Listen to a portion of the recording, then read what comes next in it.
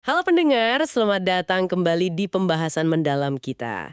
Hari ini kita nyelam ke topik yang rame banget dibicarakan ya, obat anti-obesitas generasi baru.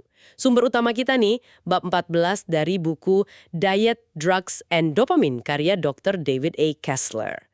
Beliau ini kan mantan bosnya FDA Amerika. Betul. Buku Kessler ini tujuannya membongkar kompleksitas obesitas. Jadi ngelihatnya tuh bukan cuma soal berat badan aja, tapi juga gimana otak kita bisa kecantol atau bahkan ya kecanduan makanan olahan. Nah, misi kita sekarang ini, kita kupas tuntas peran, potensi, sekaligus risikonya obat-obatan baru ini. Semuanya dari kacamata bab 14 Kessler ini. Oke, siap kita bongkar. Jadi, selama bertahun-tahun itu kan dunia medis itu gimana ya? Skeptis banget. Termasuk dokter Kessler sendiri loh. Soal bakal ada obat penurun berat badan yang efektif tapi efek sampingnya nggak bahaya gitu. Sejarahnya kan banyak yang gagal ditarik dari pasar. Ini penting nih buat latar belakang biar kita paham kenapa obat baru ini rasanya wow gitu. Persis. Sejarah kegagalan ini penting banget buat memahami kenapa awalnya pada ragu. Kita mungkin ingat ya, Fen-Phen itu yang ditarik gara-gara masalah katup jantung. Terus ada Rimonaban. Nah, ini unik cara kerjanya. Dia antagonis CB1. Maksudnya, dia ngeblok reseptor di otak yang biasanya aktif karena ganja, yang bikin lapar itu. Wah, teorinya keren ya. Tapi Kessler udah curiga duluan kan soal efek sampingnya. Udah, dia khawatir ini bakal ngaruh ke fungsi otak yang lain. Dan bener aja, uji klinis di Eropa nunjukin resiko bunuh diri naik. Akhirnya FDA nggak mau setujuin di tahun 2007. Ini contoh banget susahnya ngutak-atik jalur nafsu makan di otak tanpa bikin masalah baru. Belum lagi sibutramine, ditarik juga karena resiko jantung, stroke, terus lorcaserin karena resiko kanker naik dikit. Kayak kuburan harapan gitulah buat obat obesitas saat itu. Bahkan obat-obat yang disetujui sebelum era baru ini aja, kayaknya banyak banget batasannya ya. Contohnya Pentermin, itu kan obat pertama banget tahun 59. Makanya cuma boleh sebentar, terus efek sampingnya lumayan ganggu. Susah tidur, gemeteran, deg-degan, tensi naik. Betul. Terus ada kombinasi kayak Phentermine sama topiramat. Nah, topiramat ini bahaya buat janin kalau pas hamil. Terus bisa bikin batu ginjal sama gangguan kognitif. Kayak ngeblank gitu, susah fokus buat sebagian orang. Ada lagi kontrave, kombinasi bupropion sama naltrexone. Ini ada peringatan khusus, risiko bunuh diri. Jangan lupa juga orlistat, kerjanya beda nih, dia hambat penyerapan lemak. Efek sampingnya, nggak nyaman banget. Puk berminyak, sering kentut, bisa kurang vitamin A, D, E, K juga. Dan yang paling penting mungkin ya, semua obat lama ini kan rata-rata cuma bisa bantu turun paling 5-10% aja. Itu pun masih harus usaha keras banget, ubah gaya hidup, diet ketat, olahraga rutin. Yang kita tahu kan buat banyak orang susah banget dipertahanin jangka panjang.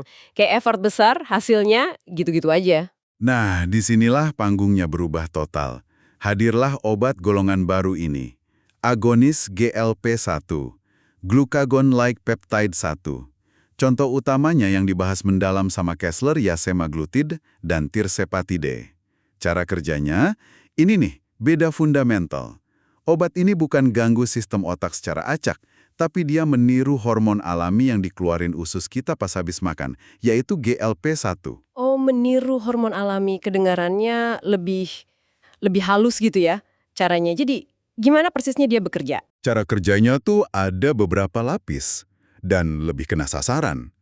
Pertama, obat ini secara signifikan ngurangin jumlah kalori yang pengen kita makan. Nafsu makan itu turun drastis. Kedua, dia bikin proses pengosongan lambung lebih lambat. Jadi, makanan lebih lama di perut, kita ngerasa kenyang lebih lama abis makan. Ketiga, nah ini mungkin yang paling penting, dia kerja langsung di otak, mempengaruhi sirkuit yang ngatur rasa kenyang, dan yang lebih penting lagi, keinginan atau craving ke makanan tertentu. Jadi, bisa dibilang obat ini kayak meriset hubungan otak kita sama makanan. Wow, meriset hubungan sama makanan itu istilah yang kuat ya. Terus hasilnya gimana kalau dibandingin sama yang obat lama tadi, yang cuma 5-10%? Jauh banget bedanya. Angka penurunan berat badan rata-rata pakai GLP-1 ini bisa nyampe 15%, 20%, bahkan ada yang lebih. Ada uji klinis yang bandingin langsung. Tirzepatide itu rata-rata turunnya sekitar 20,2% berat badan. Itu kira-kira 22,8 kiloan lah. Kalau semaglutida sekitar 13,7%. Ya, sekitar 15 kiloan. Ini lompatan besar banget dibanding generasi sebelumnya. Pantesan banyak yang bilang efeknya kayak, wah hampir ajaib deh gitu ya. Kessler juga ngutip testimoni pengguna kan. Apa sih yang paling menonjol dari pengalaman mereka? Yang paling sering banget diceritain dan dikutip Kessler itu hilangnya craving. Keinginan kuat buat makan sesuatu yang spesifik itu hilang. Terus juga fenomena yang disebut food noise. Itu loh kondisi pikiran kita isinya makanan melulu. Mikirin nanti makan apa, kapan makan lagi, ngidam ini itu. Nah, pengguna GLP-1 ini banyak banget yang bilang berisik di kepala itu hilang total. Aduh, susah ngebayangin ya rasanya kalau food noise itu hilang. Betul. Testimoninya menarik banget. Orang-orang cerita gimana mereka jadi bisa makan porsi jauh lebih kecil, tapi nggak ngerasa tersiksa. Jarak antar makan jadi lebih panjang, alami aja gitu. Dan yang paling kelihatan, mereka jadi ngerasa cuek atau kurang tertarik sama makanan yang dulu tuh kayaknya manggil-manggil banget. Seolah-olah makanan itu kehilangan daya tariknya gitu. Ini perubahan pengalaman yang dalam banget buat banyak penderita obesitas. Kedengelannya sih emang kayak solusi idaman banget ya. Tapi ya pasti ada tapinya dong. Kessler pasti nunjukin sisi lain sama kekhawatiran yang muncul kan. Apa aja tuh poin utamanya? Tentu, dan ini bagian yang penting banget dari analisis Kessler, kekhawatiran utamanya ada beberapa. Pertama, dan ini gede banget, statusnya sebagai obat seumur hidup. Jadi, obat ini cuma manjur selama dipakai. Begitu berhenti, ya efeknya hilang dan berat badan cenderung naik lagi. Signifikan naiknya. Signifikan tuh? Seberapa signifikan? Ada angkanya nggak? Ada.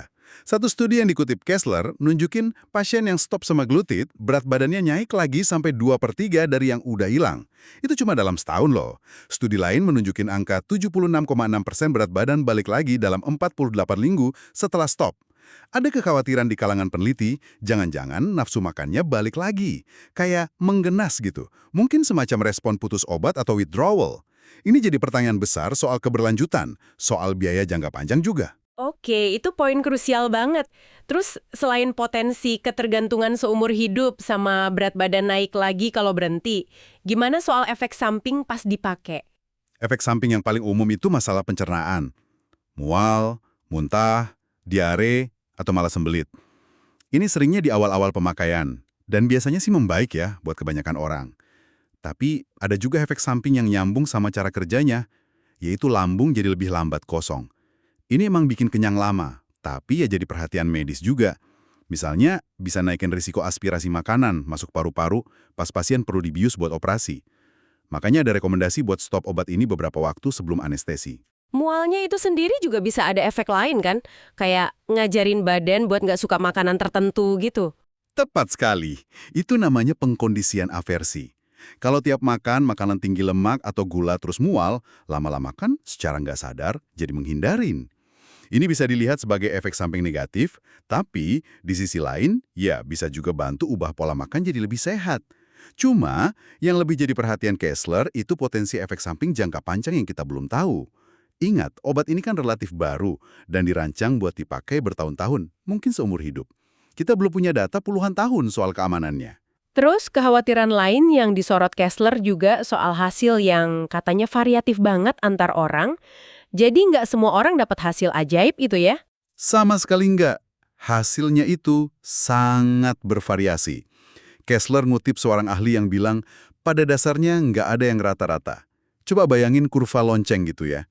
Ada sebagian kecil orang yang responsnya luar biasa. Turunnya banyak banget. Ada sebagian besar yang ya hasilnya di tengah-tengah. Sesuai angka rata-rata studi tadi, 15-20%. Tapi ada juga loh, sebagian orang yang turunnya dikit, bahkan ada yang nggak turun sama sekali, atau malah naik beratnya meski udah pakai obat ini. Jadi, penting banget punya ekspektasi yang realistis. Ini semua ngebawa kita balik ke Anda nih pendengar. Jelas ya, obat-obatan ini nawarin harapan baru, potensi besar buat ngatasin masalah berat badan yang kompleks banget dan sering bikin frustrasi. Tapi, seperti yang barusan kita kupas, ini bukan jalan pintas atau solusi instan tanpa konsekuensi. Ada pertimbangan serius. Kessler nekenin banget pentingnya cari bantuan medis kalau Anda berjuang sama berat badan.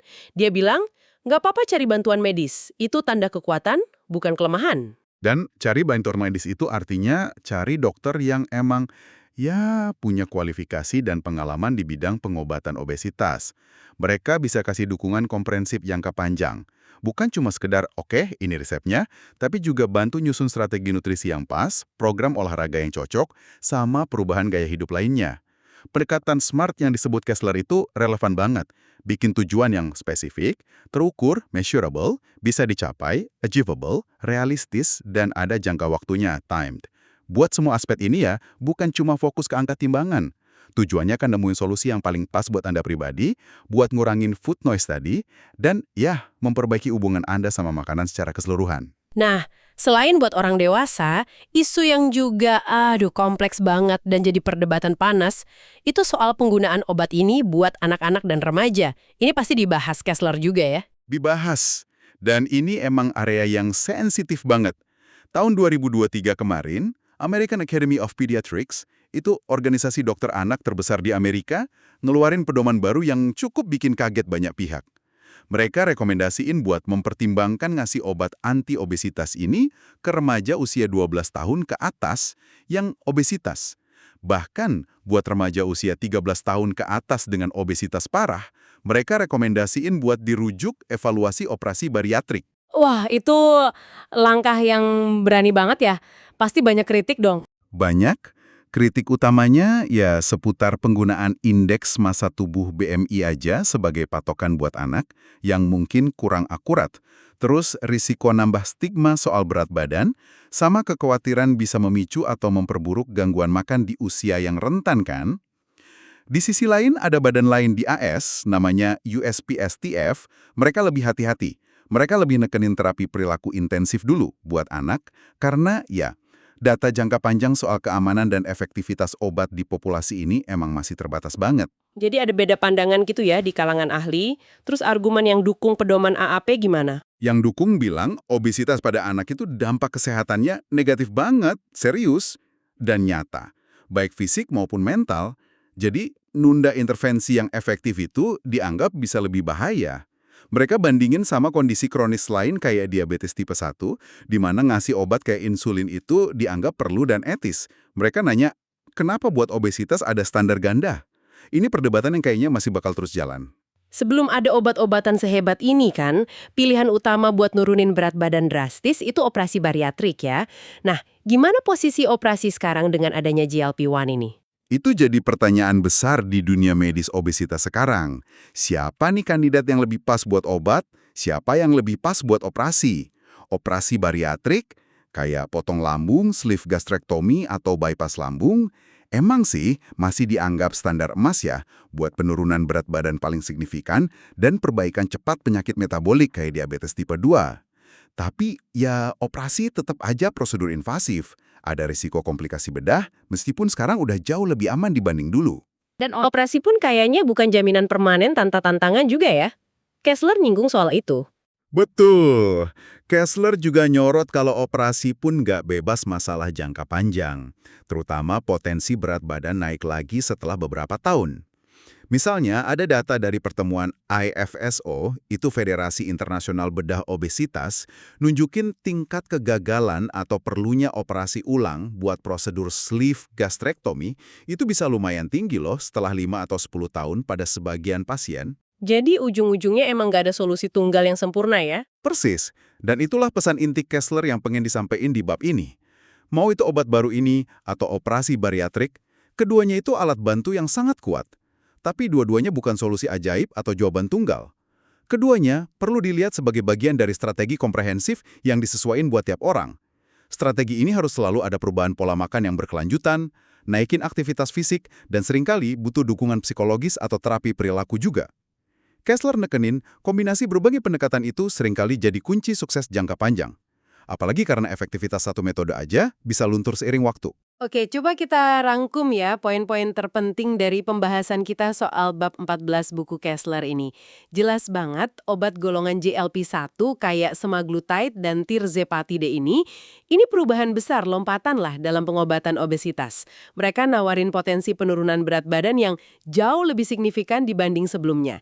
Cara kerjanya baru, nargetin sinyal lapar, kenyang, bahkan reward di otak secara lebih spesifik. Tapi ada tapi yang gede banget dan perlu digarisbawahi nih. Berdasarkan pemahaman kita sekarang, obat-obatan ini kayaknya butuh komitmen dipakai seumur hidup buat mempertahankan hasilnya. Dengan segala implikasi biaya dan kepatuhannya ya, mereka punya efek samping, terutama masalah pencernaan, dan hasilnya itu bervariasi banget antar orang.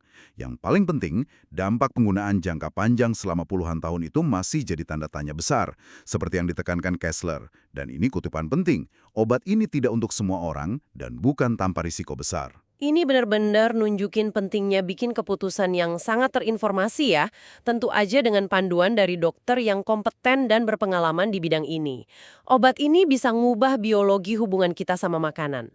Tapi, nah ini krusial, obat ini nggak serta-merta ngilangin kebutuhan kita buat ngelola hubungan itu secara sadar.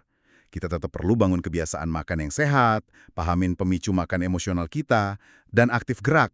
Obat bisa jadi katalis atau pendukung yang luar biasa kuat, tapi bukan pengganti usaha kita sendiri buat bangun gaya hidup sehat secara keseluruhan. Ini ngebawa kita ke pemikiran penutup nih buat Anda renungkan pendengar. Mengingat obat-obatan ini kerjanya ngubah respons biologis otak kita terhadap makanan, gimana caranya kita mastiin kalau perubahan ini benar-benar ngarah ke kesehatan jangka panjang yang holistik, bukan cuma sekedar neken nafsu makan sementara yang bikin kita tergantung sama suntikan atau pil. Terus, apa sih sebenarnya makna hubungan yang sehat sama makanan di era farmasi baru ini? Ketika food noise bisa diredam secara kimiawi, dan sejauh mana peran pilihan sadar kita dalam ngebentuk kebiasaan makan pas biologi kita sendiri bisa diarahin sama obat? Ini pertanyaan besar yang mungkin bakal kita hadapi bareng-bareng ke depan.